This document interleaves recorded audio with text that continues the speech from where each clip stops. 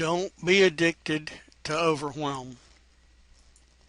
Sometimes being overwhelmed comes from simply having too much happen all at once. That happens to all of us from time to time. I went through that recently with Donna's injury complications. I had no idea how I was going to make sure Donna was taken care of and still get everything done that needed to be done. That is being overwhelmed, but that is not exactly what I want to talk about.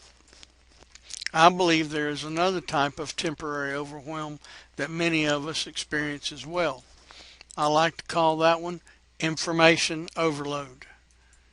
That happens when we try to take on too many projects at one time. You know what I'm talking about if you've been around internet marketing very long. You buy this product, you buy that product, you purchase this PLR product and another one, thinking, oh, these are great. I need to get them going. I need to rewrite them. I need to put them out on the internet and make money. And when you have to process the information about the projects, and it's too much for our brains to handle, and nothing gets done.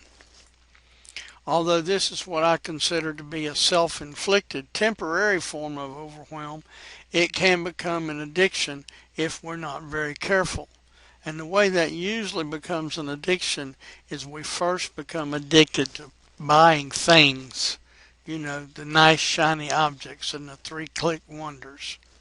Anyway, if you let either of those temporary overwhelm situations go unchecked, or if they both hit you at the same time, you can be headed for the addiction of overwhelm. Have you ever had a friend or family member who every time you talk to them had some everything's going wrong sob story? Have you ever been that person yourself? That is overwhelm addiction. This person complains about their schedule, their workload, the house not being clean, the traffic, their weight, the news, whatever is negative in the world. They're targeted like a laser and allowing their anxiety to build over it.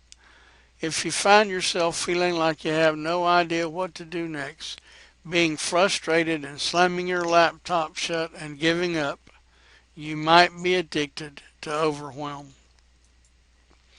It takes a lot more control and power to calm yourself when things go wrong and work through them than it does to just throw up your arms and quit.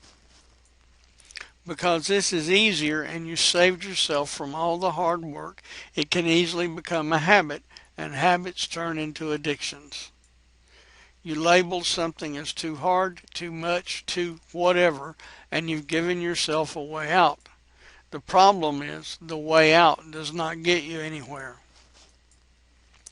When you get overwhelmed, even if you don't lose your temper, your family will feel it, your friends will feel it.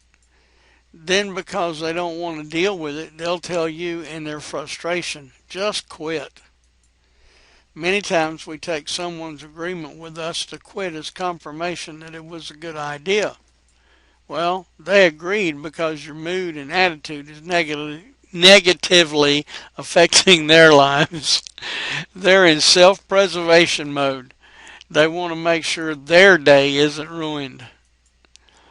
Can I say I believe we all face this situation in our lives, maybe more often than we like. But if we work through it, we don't develop a habit which becomes an addiction.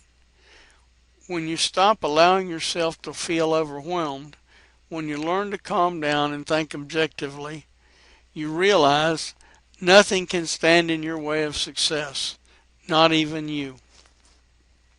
Just before writing this, I made a list of several things I need to do. I even wrote it in outline form so I could create subpoints. Since that list includes things that need to be done around the house and property, and some things that affect Donna, my next step is to have her help me list the priority of each task or item. Once that is done, I go to work on the subpoints. They are the short-term goals. I'm going to talk about setting goals and how to reach them later. And they allow me to see progress. On top of that, I can celebrate each time I reach one of those short-term goals. And I really like butter pecan ice cream cones. Really, that's a good way to celebrate. which motivates me to work on the next one. And before I know it, the big one is gone. And then I really get to celebrate a double scoop. This is my way of working through being overwhelmed and not allowing it to become an addiction. Thank you for watching this video. I hope it's helped in some way. Please give it a thumbs up if you truly like it. Please leave a comment below even if you don't like it.